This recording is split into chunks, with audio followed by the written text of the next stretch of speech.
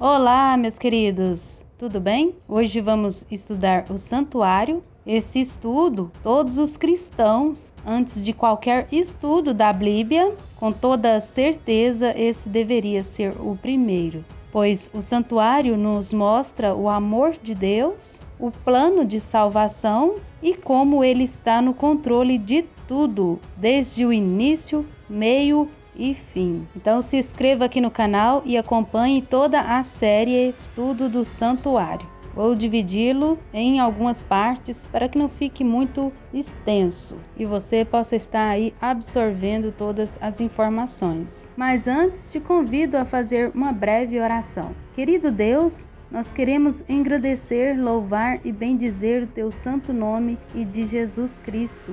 Obrigada pelo privilégio que nos dá de estudar o santuário, pois ele nos mostra o seu amor por nós, o plano para nos salvar e como o Senhor está no controle de tudo.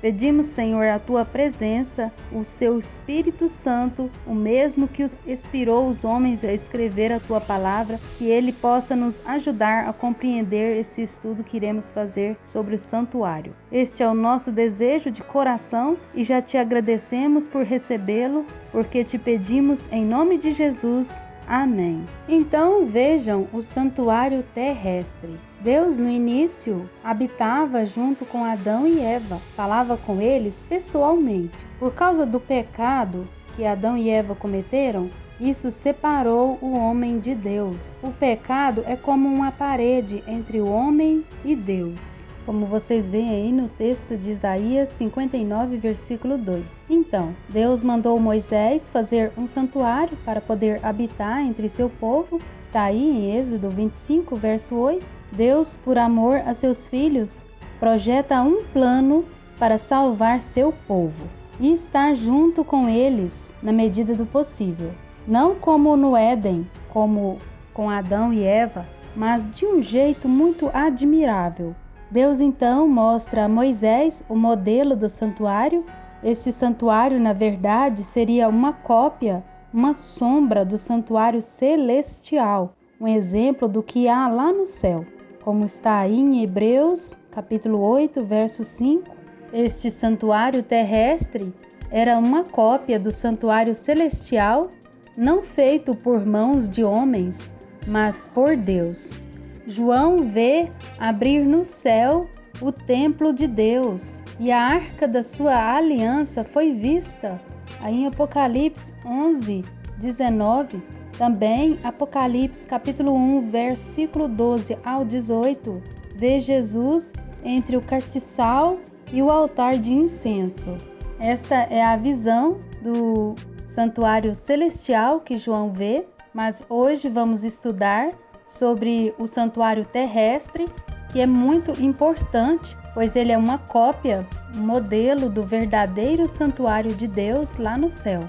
Como vocês viram aí em Hebreus, capítulo 9, verso 9 e Hebreus 23, 9 e 23 também.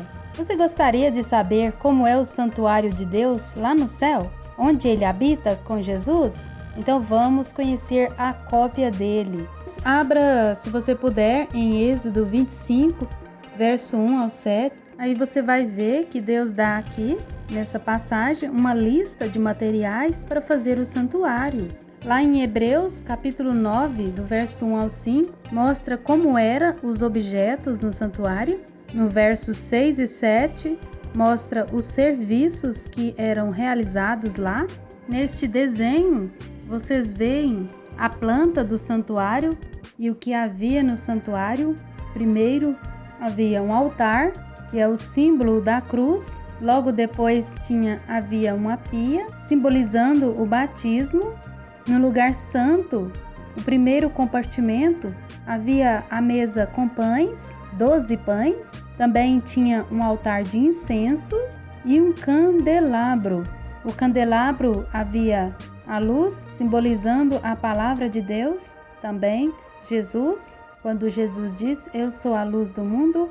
E no segundo compartimento, o lugar santíssimo, havia a arca da aliança. Todos são uma representação do plano de salvação, isso que vamos estudar em detalhes cada um. Primeiro, no pátio havia um altar de sacrifícios.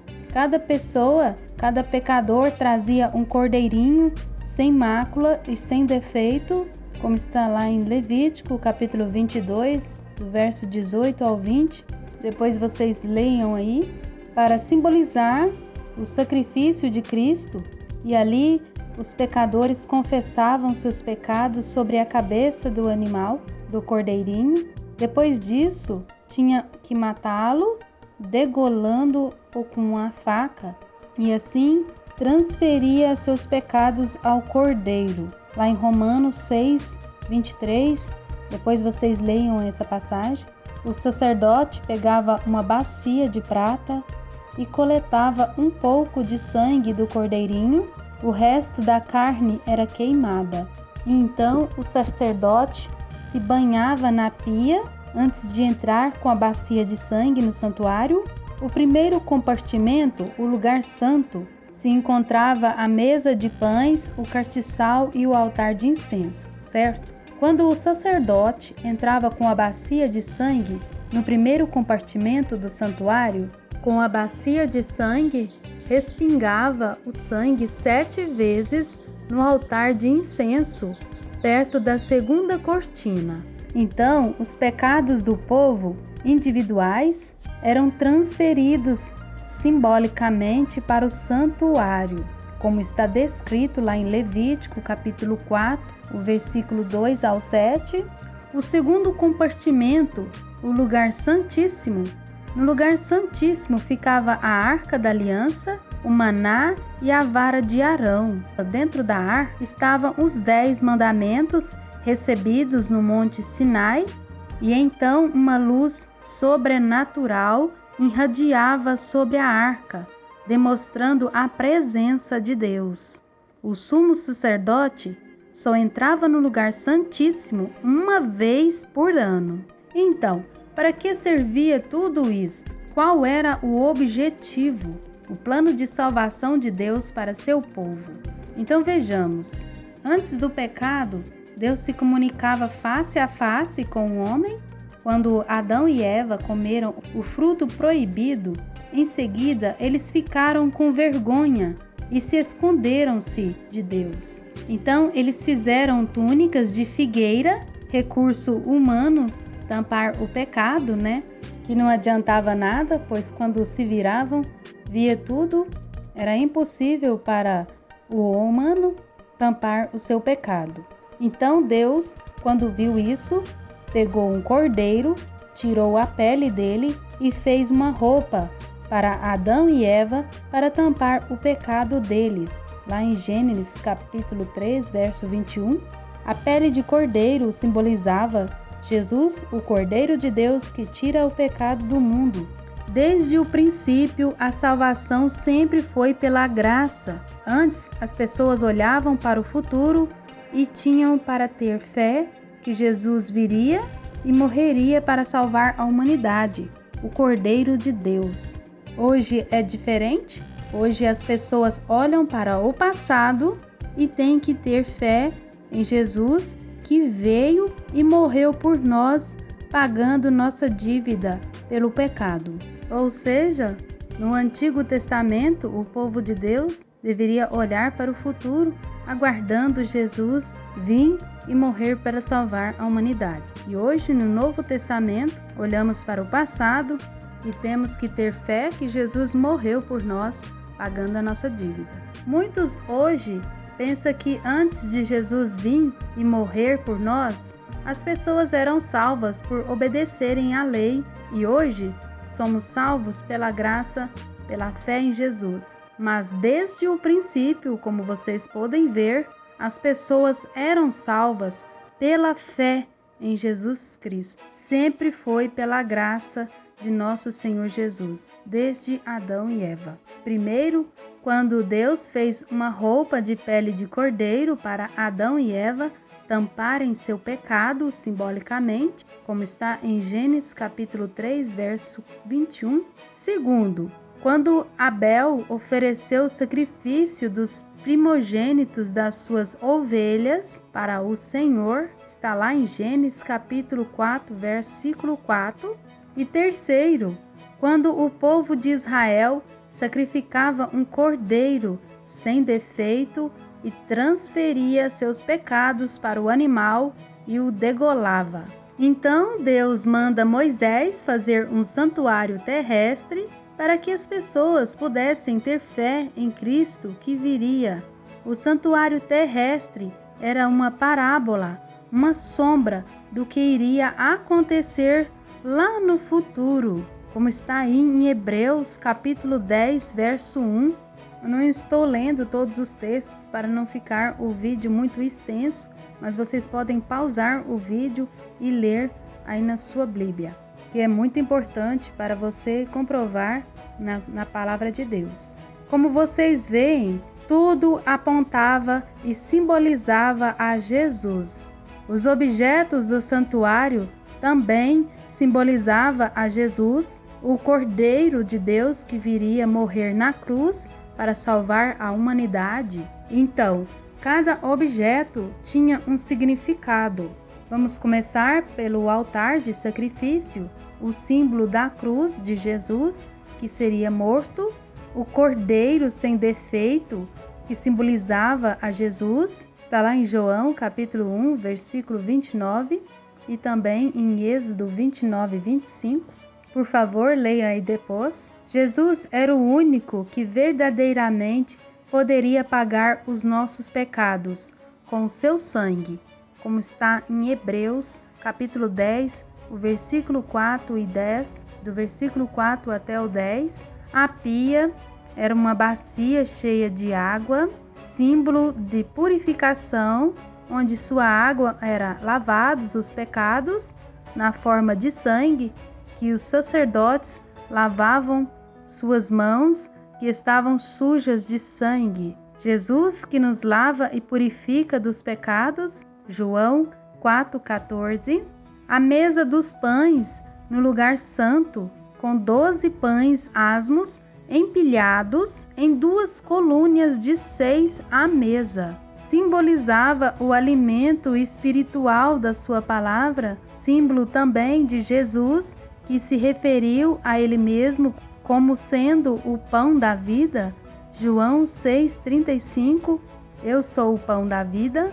Leiam também João capítulo 6, do versículo 47 ao 48 e também o 51. Se puder, anote aí, se não puder estar lendo agora, vai anotando os versos. O grande candelabro de ouro, com 7 lâmpadas a óleo no lugar santo, simbolizava a presença de Deus no local, e suas lâmpadas eram alimentadas com óleo, simbolizando a unção de Deus sobre nossas vidas. A luz também simbolizava a própria palavra, a verdadeira iluminação para a vida, orientando o caminho para o Senhor. Jesus também se referiu a ele ser a luz do mundo, lá em João capítulo 8, verso 12. Leia também 1 Reis, capítulo 7, 49. O altar de incenso, ele ficava no fim do lugar santo, como está em 1 Reis 7, 49. Eram colocados os incensos, aromas de especiarias para perfumar o cômodo.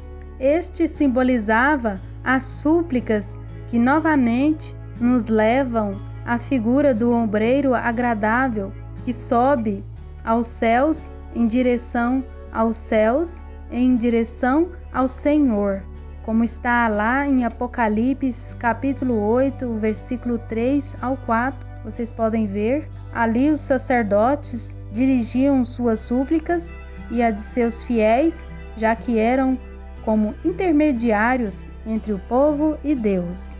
Hoje, graças ao sacrifício supremo de Cristo, falamos diretamente ao Pai, pelo intermédio de Cristo, nosso sumo sacerdote. O véu que separava o lugar santo dos santos, havia um véu ali, uma grande cortina, uma barreira para o lugar santíssimo e o e só o sumo sacerdote estava lá uma vez ao ano para conversar com Deus. O símbolo do véu é forte. Embora seja um material frágil, a única coisa que impedia outros sacerdotes de entrar ali era o respeito e o temor a Deus. O povo não entrava ali, mas era para dizer que é fácil chegarmos a Deus. Bastava orar, como está lá em Marcos capítulo 15, versículo 38. A Arca da Aliança, com os 10 mandamentos, o maná e a vara de Arão. Vamos começar pela vara de Arão. Ela simbolizava a autoridade de Deus conferida a alguém. A quem Deus dá autoridade? Lá em Atos capítulo 17, no verso 30 e 31, vocês podem ver.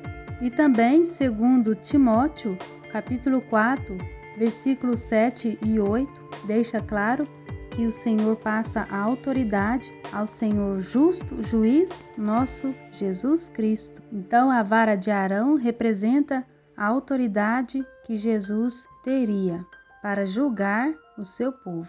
O maná, ele simbolizava a Jesus e a sua palavra, como está lá descrita em João 6, verso 47 ao 51, e também Lucas 4:4. Jesus diz: nem só de pão viverá o homem, mas de toda a palavra de Deus. O maná era a provisão de Deus que deu ao seu povo o alimento lá no deserto, simbolizando a Jesus e a sua palavra.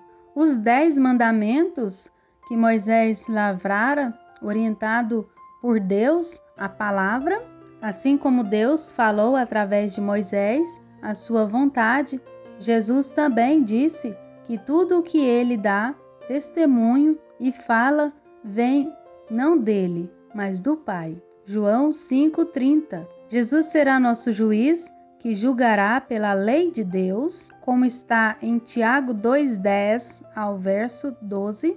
Vocês podem ver também lá no Mateus, capítulo 5, versículo 20 ao 21, e João 5:22, que seremos julgados pela lei de Deus. Então Jesus guardou e ensinou aos discípulos deles os mandamentos de seu Pai, como está lá em João 15:10, Mateus 19, no versículo 17 e 18, e também no capítulo 5, versículo 19. Os 10 mandamentos representam a justiça de Deus, a lei de Deus, que seremos julgados por ela. Vocês podem pausar o vídeo e ler e comprovar pela palavra.